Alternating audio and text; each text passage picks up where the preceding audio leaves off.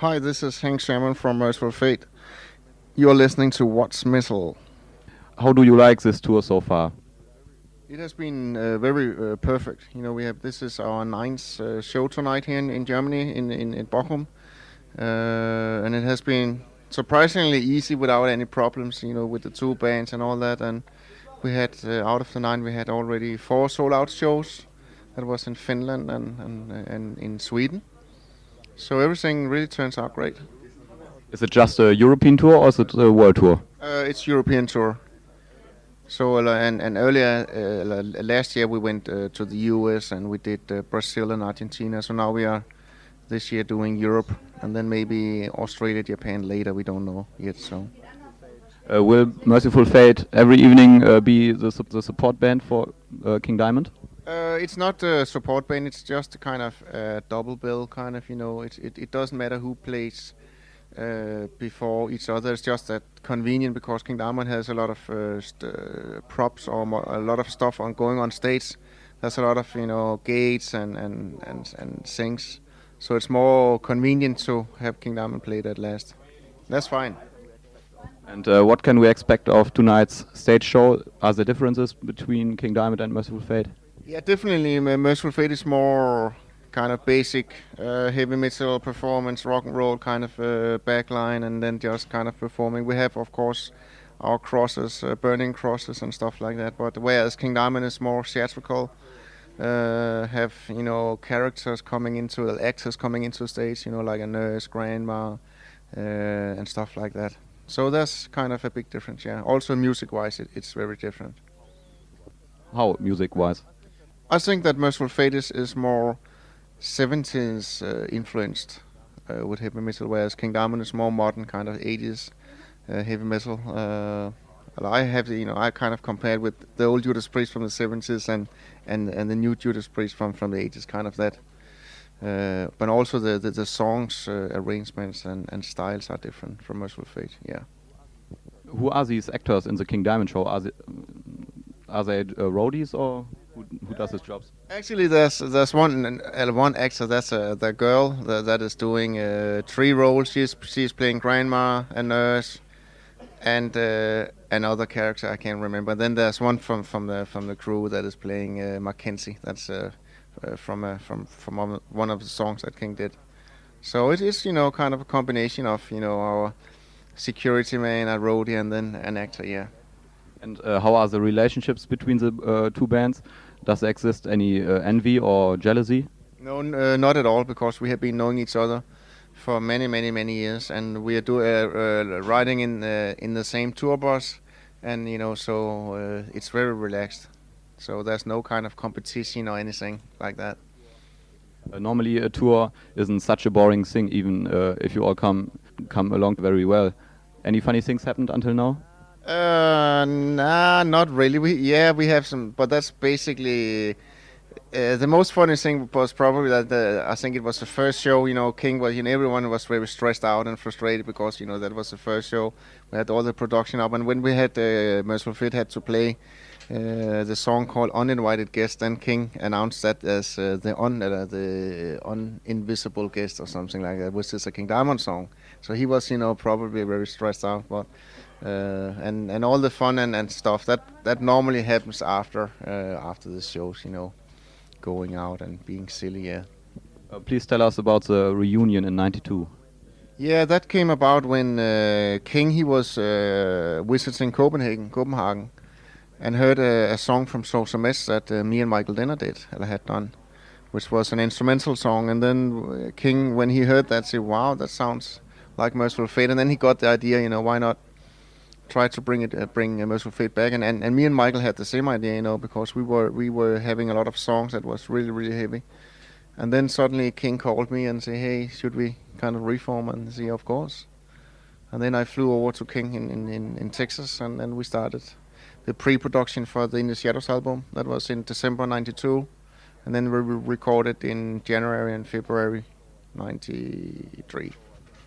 So I think you had contact after the split. Say again, sorry. You had contact with each other after the split, after Don't Break the Oath. In '85, yes, we have been talking frequently. Yes, definitely. So there was never any hard feelings or anything after we split the band in '85. Never. What are your connections to Ole Bang? Hasn't he found the Mercyful Fate coven? No, he was part of. He has been there since we ever started, even before we were called Mercyful Fate. There was, the band pre-Mercyful Fate was called Brats, and he was even there. He was a photographer, and then he kind of got into the band, and he did the photos for us, and then slowly he kind of got into make the tour goes and work out well. So now he's our tour manager. He does the accounting. And he does everything, with the paperwork and stuff. So he has been there since 79, 80, yeah. And does the fan club still exist? Oh yeah, definitely. We have, I think we have 4 now.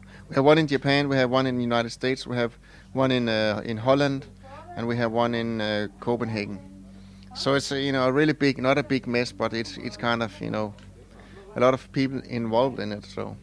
And what does this fan club deliver its members? I'm not sure, because the only thing is that we approve the people who deals with it, and then we do a contract. Actually, the German or the Holland, the Dutch one is doing a fan magazine with information for the tour plans and tour dates and new stuff. And I think they offer to maybe T-shirts, stuff like that. I think that's the general thing everyone is offering. Yeah. What do you think are the biggest differences between Mercyful Fate in the 80s and in the 90s?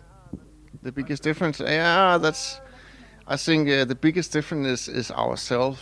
Personally, we are I don't know, we are older, 10 years older now, everyone. So that, of course, makes us have different views, on life itself. And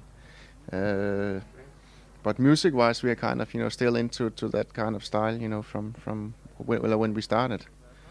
But so there's not that much big of a difference, other than we are older. Yeah. In the early days, did anyone besides the King uses pseudonyms? No, that was King. Well, the band he was playing in before he joined Mercyful Fate was called Black Rose, and already there he had the painted face, big boots, and whatever. He had kind of looked like one from Kiss, with these high boots and all that. And so he just kept it like that, and then he developed, different kind of, boots and I don't know, whatever, yeah. He once had trouble with Gene Simmons, is that right? Yes, that was in, I think it was the late 80s, where Gene Simmons tried to kind of to have copyright on that face paint, and they went to court and all that, but Gene Simmons lost, so that was kind of cool. So that gave a lot of promotion for King Diamond Band or Mercyful Fate, yes. King Diamond himself says that he's a Satanist, and also Mercyful Fate is connected with this image. And what is your religious point of view? I could be a Satanist too, if you call it that, but that's just within the occult. Satanists, people have to understand what it is. I just see it as live as you. As you feel, as you want to, kind of, just see what happens, and then from that take it. It's not like, like any rituals or anything, not at all. It's just live as a human being.